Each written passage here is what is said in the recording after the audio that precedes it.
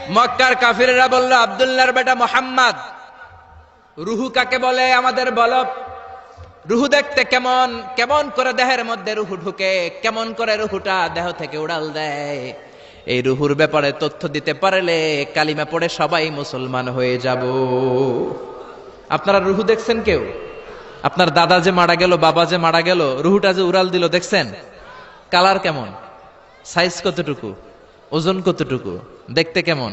আমরা কেউ রুহু দেখেছি? চিল্লায় বলেন দেখেছি।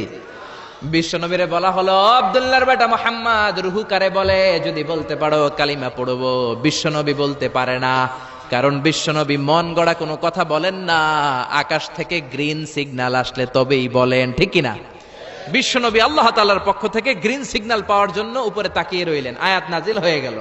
ইয়াসআলুনাকা আনির রূহি কুলির রূহু মিন আমরি রাব্বি ওয়া মা উতীতুম মিনাল ইলমি ইল্লা কালিলা। ও নবী, লোকেরা আপনারা জিজ্ঞেস করে রূহ কাকে বলে, মা হুয়া রূহ, হোয়াট ইজ দ্য স্পিরিট? আপনি বলে দেন রূহ হলো আল্লাহর পক্ষ থেকে স্পেশাল অর্ডার। আল্লাহর অর্ডারে এই রূহটা দেহের মধ্যে ঢোকে, আবার আল্লাহর অর্ডারে রূহ বের হয়ে যায়। আল্লাহু আকবার। এই রূহটা মানুষের দেহে ঢুকে কার অর্ডারে, আবার বের হয়ে যাবে কার অর্ডারে? পৃথিবীর যত বিজ্ঞানীরা আছে সবাই মিলেও কি একটা রূহ বানাতে পারবে? জোরে বলেন না, রূহ বানাতে পারবে? আল্লাহ চ্যালেঞ্জ করে বললেন, ওমা উতীতুম মিনাল ইলমি ইল্লা কালিলা, তোমাদেরকে একেবারে যত সামান্য কিঞ্চিত জ্ঞান দিয়ে আমি তৈরি করেছি, তোমাদের এই লিমিটেড জ্ঞান দিয়ে রূহ বানানো যাবে? ইউনাইটেড স্টেটস অফ আমেরিকা একজন মেডিকেল সায়েন্টিস্ট এই চ্যালেঞ্জ গ্রহণ করলো। সে চ্যালেঞ্জ গ্রহণ করে বলল, আমি রুহু বের করে ছাড়বো। কি বের করব? রুহু।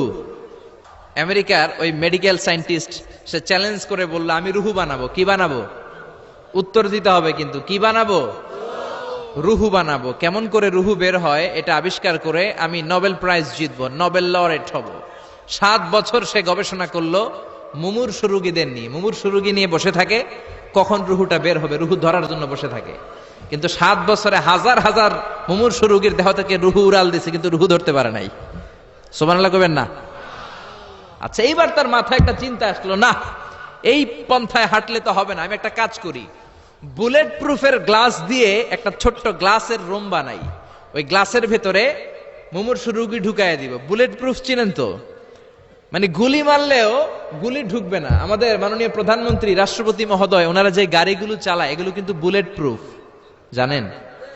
গুলি মারলে গুলি ঢুকে না। তো উনি বুলেট প্রুফ গ্লাস দিয়ে, টেম্পার্ড গ্লাস দিয়ে ছোট্ট একটা রুম বানালেন, কাচের গ্লাস। উনি মনে মনে ভাবলেন, মুমূর্ষু রোগী যদি এই কাচের গ্লাসের ভেতরে ঢুকাই, যেহেতু বুলেট প্রুফ, কিছু ঢুকেও না, বাইরে হয় না, রুহু বাইরে কেমনে দেখি। তো কাচের গ্লাস বানিয়ে তার টিমের সবাইকে বলল, আইসিইউ থেকে একটা মুমূর্ষু রোগীকে ধরে আনো, আজকে আমি রুহু ধরে ছাড়ুম। তো মুমূর্ষু রোগীকে আনা হয়েছে ইন্টেনসিভ কেয়ার ইউনিট থেকে, তাকে কৃত্রিম অক্সিজেন দিয়ে লাইফ সাপোর্টে রাখা হয়েছে। মেডিকেল টিমের প্রধান বলে, এই লোকটারে এই বুলেট প্রুফ গ্লাসের যে ছোট্ট রুম, এটার ভিতরে ঢুকানোর আগে চেক হিজ বিপি, তার বিপি মাপ, ব্লাড প্রেশার মাপ। তো মেপে দেখে ঠিক আছে। ওজন মাপ, বলে ওজন মাপা হলো, ওজন হচ্ছে 80 কেজি, 80 কিলোগ্রাম। কত কেজি? 80। সবাই বলেন কত কেজি? 80 কেজি। এবার মেডিকেল টিমের প্রধান বলে, মুমূর্ষু রোগীটার ভিতরে ঢুকিয়ে দে। ঢুকানো হলো। এবার সে বলল, লাইফ সাপোর্ট খুলে ফেল। সবাই বলে, স্যার লাইফ সাপোর্ট খুলে ফেললে তো মরে যাবে। মেডিকেল টিমের প্রধানকে মারার জন্যই তো আনছি, এটার না মারলে আমি রুহু পামু কেমনে? এটা রুহুটা তো বের করতে হবে দেহ থেকে। তো যেই কথা সেই কাজ, ঢুকানো হলো, লাইফ সাপোর্ট খুলে ফেলা হলো। লোকটা গ্লাস ফিটিং করা রুমের ভেতরে ছটফট ছটফট করতে করতে দুনিয়া থেকে বিদায় নাই। এবার মেডিকেল টিমের প্রধান রুহু খুঁজতেছে, দুনিয়া থেকে বিদায়, তার মানে তো রুহু বের হয়ে গেছে, কিন্তু রুহু আর খুঁজে পায় না। গ্লাসের এই দিকে তাকায়, ওই দিকে তাকায়, নিচে উপরে ডানে বায়ে সামনে পেছনে, কোথাও রুহু নাই।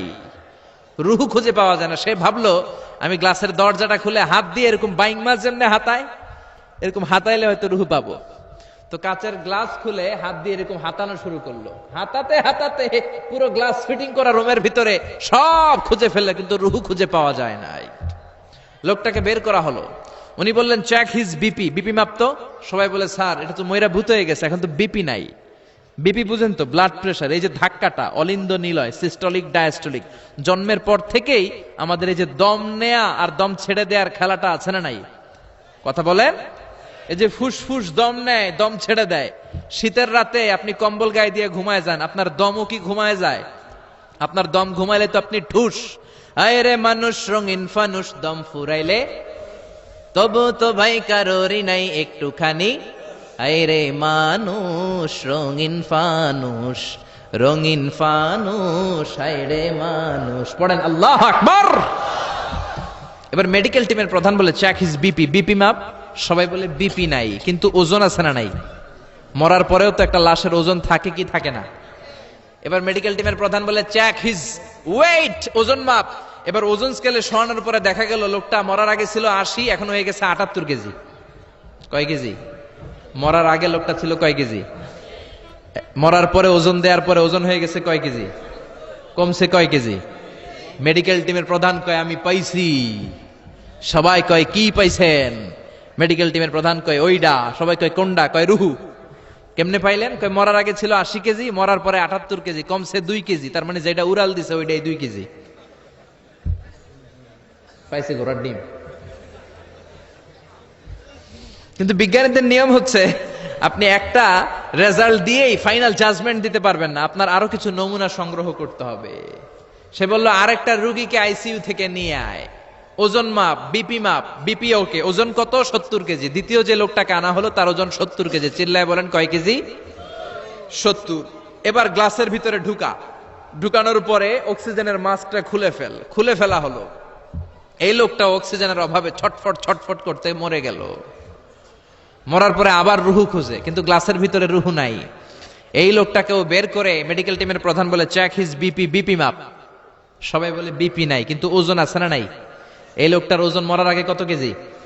70। এবার ওজন দিয়া দেখে এই মৃত লোকটার ওজন হয়ে গেছে 71 কেজি। কয় কেজি? আগেরটা তো কম ছিল, মিলানো গেছে। এবার যাবি কই? হ্যাঁ, আগেরটা 2 কেজি কমেছে। মনে মনে চিন্তা ছিল, রুহু যেটা ছিল উড়াল দিয়েছে, রুহু নাই, 2 কেজি কমেছে। এবার ছিল 70 কেজি, মরার পরে আরো বেড়ে গেছে 1 কেজি। এবার যাবে কই? আল্লাহ বলে কিয়ামত পর্যন্ত বিপি মাপতে পারবা, কিয়ামত পর্যন্ত বুলেট প্রুফের গ্লাসের ভিতরে লাশ ঢুকাতে পারবা, বের করতে পারবা, কিন্তু রুহু খুঁজে বের করতে পারবা না। ঠিক কি না? ইয়াসআলুনাকা আনির রূহি কুলির রূহু মিন আমরি রাব্বি ওয়া মা উতীতুম মিনাল ইলমি ইল্লা কালিলা। নবী লোকেরা আপনার রুহের ব্যাপারে জিজ্ঞেস করে, আপনি সোজা সাপটা লোকদেরকে বলে দেন রুহু হলো আমার আল্লাহর আদেশ মাত্র। আল্লাহর আদেশে দেহে ঢুকে, আল্লাহর আদেশে বের হয়। পৃথিবীর কোন মানুষ রুহু খুঁজে বের করতে পারবে না। সে বের করতে পারে নাই, কারণ মানুষ মরে গেলে এক একজনের দেহের অবস্থা এক এক রকম। কারো হাতটা টাইট হয়ে যায়, খিচুনি দিয়ে দেহের সবকিছু জমাট বেঁধে যায়, ওজন কিছু বেড়ে যায়। আবার কারো দেহটা ফেসফেসে হয়ে যায়, দেহের পেটের ভেতরে যত গ্যাস ছিল এগুলো বের হয়ে দেহটা পাতলা হয়ে যায়। পাতলা হোক আর ভারী হোক, ওইটা মেজারমেন্ট করে রুহু খুঁজে বের করা যায় না। চিল্লায় বলেন ঠিক কিনা?